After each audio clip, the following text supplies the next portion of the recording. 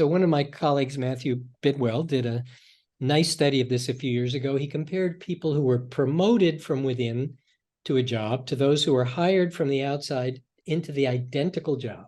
Yes. And what he found is the people who were hired from the outside, it took them 3 years to perform as well, to get up to speed, compared to the people who were promoted from within. Right. And it took the people who were promoted from within 7 years to catch up to the pay of people who were hired from the outside. Oh, right? gee. So you pay a salary premium and you suffer a performance hit when you fill those jobs from the outside. Welcome to the Manage Self Lead Others Leadership podcast with Nina Sunday for experienced and aspiring people managers. This show will help you explore ways to become a more intentional leader. Each episode, host Nina Sunday speaks with some of the brightest business minds on the planet who share a passion to elevate and transform team culture. Workplace culture hides in plain sight. Is yours flourishing? Join the movement to make your workplace a better place to work. Are you ready? Because it's time to manage self, lead others. Recently named by HR Magazine as one of the top 5 most influential management thinkers, Peter Cappelli is George W. Taylor Professor of Management, Director, Centre for Human Resources, the Wharton School of the University of Pennsylvania, and has expertise in industrial relations and labour economics. Peter is a regular contributor to the Wall Street Journal and writes for HR Executive Magazine and Harvard Business Review. Author of several books, his latest, published July 2023, Our Least Important Asset, Why the Relentless Focus on Finance and Accounting is Bad for Business and Employees. Welcome, Peter Cappelli. Thank you, Nina. And I've been relishing your book published only a few months ago, Our Least Important Asset, and I have some questions around that. And I was fascinated by a couple of paradoxes that you point out, which I'll bring up later, one about how work gets done and the other one about hiring. But let's just start from the top, which is, why do leaders see employees as liabilities instead of assets? Yeah, and that is a kind of basic question, isn't it? And I think there is a simple reason that rests on financial accounting. Yes. And the problem comes with the fact that in accounting, people cannot be assets. Even employees who are locked into contracts, they can't be assets because you can only be an asset if it is something that you own. And because employers don't own their employees, financial accounting says that cannot be an asset. And from there cascades all kinds of things. You cannot invest in something if it's not an asset. So unless you own it, you can't invest in it. So if I had a piece of software that needed to be updated, I could invest in that. I could replace parts of my machine. That's an investment. If I take an employee, long service employee, and I send her to training, that can't be an investment. So that's kind of the heart of where a lot of the problems begin. And you say that's a failure of the imagination. I would say it is an attribute of financial accounting that accountants know about but don't really care, frankly. And, one of the reasons why they don't care is because until maybe a couple of decades ago, it wasn't that important because investors were not the people who drove everything, right? The idea was, we thought when I first began my career, your job as a leader was to balance the stakeholders, employees, shareholders, customers, the community around you.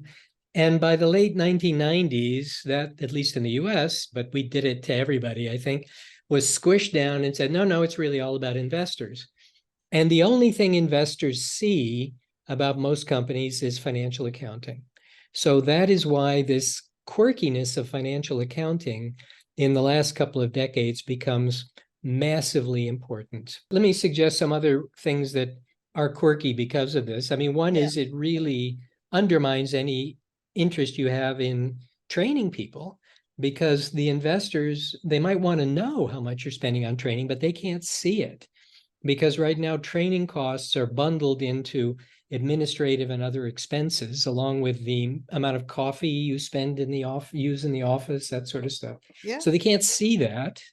And employment costs they don't like, because they have an assumption that they're fixed costs, even though we can get rid of people, at least in the US, pretty quickly. Here's another part of it, which is quite weird, and that is that a lot of the financial measures are reported on a per employee basis, revenue per employee, Right. profit per employee, right? So I could make those numbers look a lot better if I cut the number of employees. And I can do Yes. that now by replacing my employees with contractors and with leased employees. So leased employees have boomed in the US. The least number of employees, Yeah, because you're right. leasing them from another parent company. Yeah. Right. And so That's a suddenly trend. you look more valuable as a result, and employee benefits get squeezed because those are liabilities on the balance sheet. Now, you do mention that a third of CEOs are engineers, and that there Yeah. are pitfalls of a CEO trained as an engineer. So what's the problem with managers coming from engineering or finance backgrounds?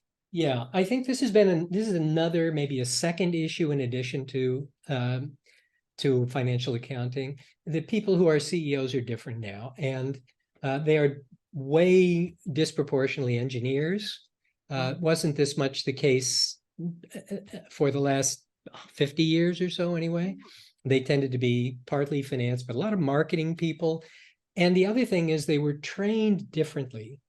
So once you came into the company as an engineer 50 years ago, you were put into a management development program where you basically got a business school education, and then you had a lot of experience hands-on managing people before they let you do anything really important. All that's gone now, right? All that management development gone. So the problem now is if you're an engineer and you come into the workplace, you've never seen anything about management, and you have a view of how things work, which is very much a kind of optimization view. And a lot of that is, when you think about managing people, it's as if people are kind of robots, and what we want to do is minimize costs and, treat them as part of the machinery. And, this has been a problem for 100 years, but we spent a lot of time before trying to make sure that engineers kept both the optimization understanding and the rigorous thinking, and understood enough about human psychology to not overdo it. Exactly. A basic understanding of human psychology with a dash of emotional intelligence. That's what this whole podcast is all about. We're, Yep. around episode 120 these days. Yeah. Right. Yes. Right. And we cut that out. So now you have engineers going right from engineering into management. They really don't know anything about managing people. They get to the top of these companies often very quickly, especially if they start them. The whole Silicon Valley industry is mainly people who were engineers or thought like engineers, never had any management experience, and their companies were hugely successful. They're at the very top. That's the way they think of things, right? No management training, no management development, but now you're running a company with 100,000 employees, so Yeah. that's a problem. Well, one of the things you pointed out is that the goal of organizations, or trend you've noticed, is to have as few people as possible, even if it increases costs everywhere. And you suggest that that's fairly inefficient. Yeah. And the reason, again, is, the way financial accounting works. We don't like employment costs. Employers and investors think they're bad. They think they're kind of fixed. So we could squeeze those down, and we can squeeze down our overhead, which are administrative costs. And you mentioned hiring before. That's maybe the best answer. The best example of this. So we don't spend any money on hiring. And here's a classic example of this. It's just crazy. We used to have recruiters who were, not particularly well-paid people, but they were experts on finding talent and hiring people, figuring out who to hire.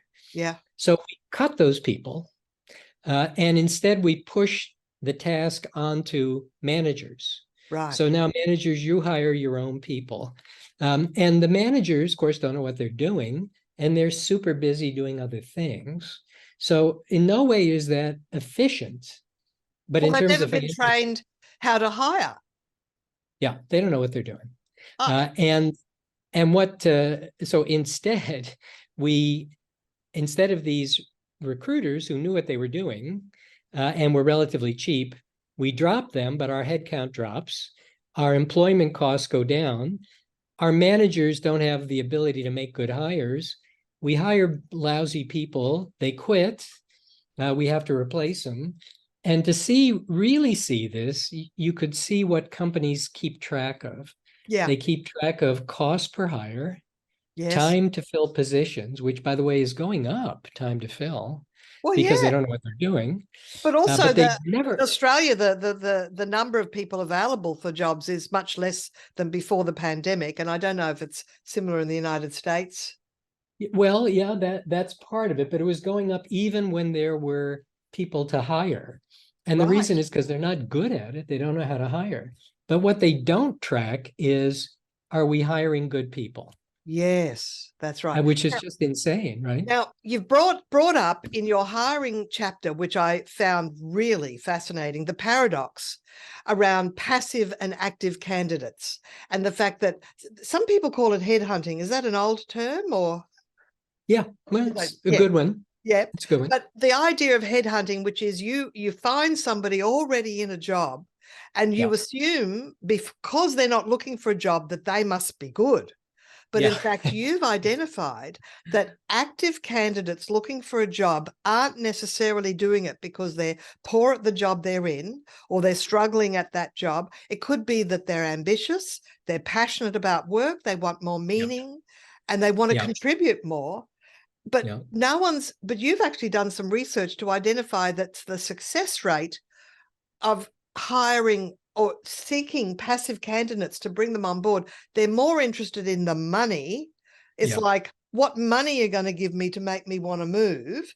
And they're not necessarily more successful than an active candidate. In fact, they're less successful. That's an interesting paradox. Yeah, that's right. And I'd like to take credit for that, but it was actually other people's data, particularly LinkedIn, that found it. But you may know the famous quote from Groucho Marx, who said, I'd never join any club that would have me as a member. And that is exactly what's going on here. If they're applying to work for us, that means they must want to be leaving their company. There must be something wrong with them, is basically what's going through people's heads. And they think, well, people who are happy someplace, they must be good. Well, it could be that they're happy someplace because they've got a very cushy, easy job in a place that's not threatening. And, we know that the active candidates are people who want to advance. Yeah. So the only way you'll get a passive candidate to move is if you pay them a lot more money because they're happy where they are, right? So yeah, it doesn't make a lot of sense. So right? For any line manager, middle manager, senior C-suite manager listening to this, your advice would be always advertise for a role so people self-select their interest in that role. So spend money on advertising widely to attract people. Let them self-select. Don't approach people. Yeah, don't assume that the people who are applying for you are people who are troublesome or problems. Yes. But, the bigger thing, Nina, is that we should be trying to develop our talent from within. And this is something in the US that has not happened, has actually declined. So I saw a survey of the US, but I just saw one in the UK was even worse. In the US, it was almost 60% of managers reported they had received no training on being a manager. And in the UK, the figure was over 80%. We're just not training for people. And because of that, we don't promote from within, or that's part of it. So instead, we go outside to find somebody to do a job rather than advance somebody from within, which is just crazy. So one of my colleagues, Matthew Bidwell, did a nice study of this a few years ago. He compared people who were promoted from within to a job to those who were hired from the outside into the identical job. Yes. And what he found is the people who were hired from the outside, it took them 3 years to perform as well, to get up to speed, compared to the people who were promoted from within. Right. And it took the people who were promoted from within 7 years to catch up to the pay of people who were hired from the outside. Oh, right? gee. So you pay a salary premium and you suffer a performance hit when you fill those jobs from the outside. In the US right now, the data suggests that only something like maybe 4% of employees get a promotion in a 2-year period. So we're not promoting people up. We Yeah. are hiring them from the outside in, right? So it's not a great thing. Why do you think it takes longer for someone from the outside to reach that area of or that sweet spot of expertise compared to someone who's promoted from within? What's the reason for that? Yeah, well, they don't know the place. They don't know how things work. They that's don't right. know the people, you know. They don't I have remember, any informal mentoring connections. right? Yep. They don't do anything. We cut that too. So, you're just kind of thrown in. And if you don't Yes. make it, then we toss you out and bring in somebody else. If you don't make it, then we throw them, I mean, it's so penny wise and pound foolish, right? Which should have been the subtitle of the book, but it's a little too Anglo-Saxon, I guess, to True. Now, the other paradox I noticed was in your chapter, How Work Gets Done, in our least important asset. You describe how at the start of the recent pandemic shutdowns, when the pandemic shutdowns, when 70% of office workers were sent home to work, and because the feeling was we're all in this together, employees were trusted to get the job done, and they did, because they were trusted and they did accept that responsibility. Now, then came a shift to use monitoring software on the assumption that left to their own devices, people would goof off. So what's the situation now? Well, it's a really good question. I think in fairness to people who have a more conservative view of human nature, it probably wasn't simply that we asked employees for their help. They were also pretty grateful to even have a job and to be able to work from home and not get sick out in the public and pick up the virus, So there was a lot of coming together on that. But yeah, there's certainly was a move to try to monitor people who are working from home, and it's still going on. I think in the US it's been tempered a little bit in recent months simply by an effort to try to get everybody to come back to the office, right, where we can watch you. But I think there is this underlying assumption that if you're not where we can see you, you probably are goofing off. So there's a lot of money spent on monitoring. Yeah. You hear lots of stories where people are maybe taking time off, maybe in the middle of the afternoon to pick up their children from school, then going back to work and then maybe having dinner, then going back to their email. So actually the day is spread longer because they're at home and they're capable to check in. And that... Yeah, right. No, that's absolutely right. And the evidence suggests that the day is maybe a little more than an hour longer when people are working remotely. And that there is this second shift, particularly for parents, that after dinner they go back to work, right? So yeah, they're working hard. Well, they're working certainly longer, but they have some control over their time, and people like control, Well, we're sort of coming to the end of our time, but there are two little topics I want to make sure I cover. One is psychological safety, because that's an area that I sometimes speak on. And you've sort of mentioned that it's needed in creative situations, but in routine work, it can have negative consequences. So can you give us that nuance, please? Yeah, so this is a paper that was done by my colleagues, Liat Eldor, in particular. It was sort of her data. And what we want to do is minimize costs and, treat them as part of the machinery. And, this has been a problem for 100 years, but we spent a lot of time before trying to make sure that engineers kept both the optimization understanding and the rigorous thinking and understood enough about human psychology to not overdo it. Exactly. A basic understanding of human psychology with a dash of emotional intelligence. That's what this whole podcast is all about. We're, Yep. around episode 120 these days. Yeah. Right. Yes. Right. And we cut that out. So now you have engineers going right from engineering into management. They really don't know anything about managing people. They get to the top of these companies often very quickly, especially if they start them. The whole Silicon Valley industry is mainly people who were engineers or thought like engineers, never had any management experience, and their companies were hugely successful. They're at the very top. That's the way they think of things, right? No management training, no management development, but now you're running a company with 100,000 employees, so Yeah. that's a problem. So it's wonderful that you've created this book. So obviously you're passionate about the potential for change or the need for change. You're in your work at the Wharton School of the University of Pennsylvania. Are you able to try and influence a change in people's approach to managing people, leading people? Well, we try. The problem is there are also lots of counter voices. And the counter voices come from optimization sort of thinking. They come from particularly the outside community. So our students are shaped more by what the business press thinks Right. and says, and what they believe are the smart, successful things to do. And a lot of that is not about managing people carefully.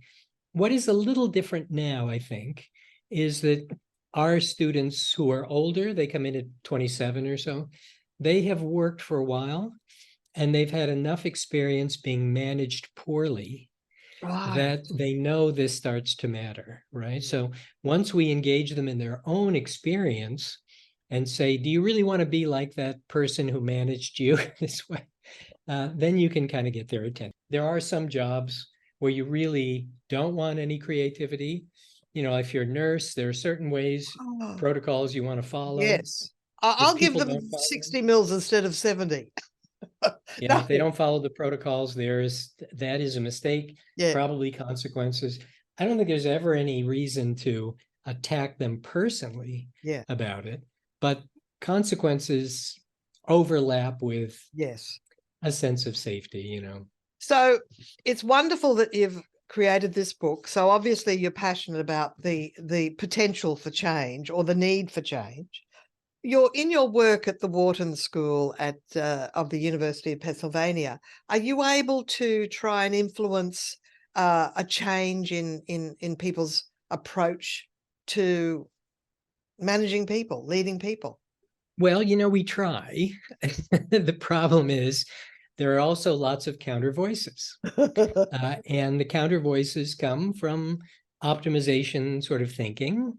They come from particularly the outside community. So our students are shaped more by what the business press thinks Right. and says, and what they believe are the smart, successful things to do. And a lot of that is not about managing people carefully. What is a little different now, I think, is that our students who are older, they come in at 27 or so, they have worked for a while and they've had enough experience being managed poorly Right. that they know this starts to matter, right? So once we engage them in their own experience and say, do you really want to be like that person who managed you this way? Then you can kind of get their attention. But it is a bit of a struggle. There's a lot of noise all around them.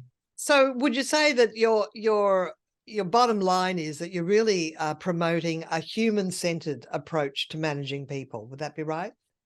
I think that's right. And as you know, this is not a new story. Oh. And it's been a constant battle back and forth for probably 70 years, since the 1950s almost, what Douglas McGregor used to call theory X and theory Y, right? Yeah. The two different views about human nature, and that hasn't gone away. And are It's there still any bad. famous thinkers that you can refer people to? Like I refer people to Charles Handy and Peter Drucker. Charles is still with us in London. Oh, is that right? Yeah. Yeah. About a year ago, we featured someone else's interviews. He's an amazing thinker. But have you got any Mhm. particular book that you'd recommend that people read? Well, I think, Peter Drucker's interesting, as is Alfred P. Sloan. Some people think that's the best business book ever, My Years at General Motors. And the reason is they were seeing all these big business problems for the very first time, trying to run a complex organization. Right. And so you see them as they unfolded, and that's, quite a great thing. But, I think for the world of practice, it isn't like there's a million new things that matter for a day-to-day line manager. There are things about employee empowerment that have grown in importance over time, I think, as we've recognized. We move from simple quality circles to lean production to agile, which is basically more and more responsibility pushed onto people, Right. So it's not like it's new ideas that we need so much as more execution of them, more people willing to pay attention to them. Right. And that's been the hard part.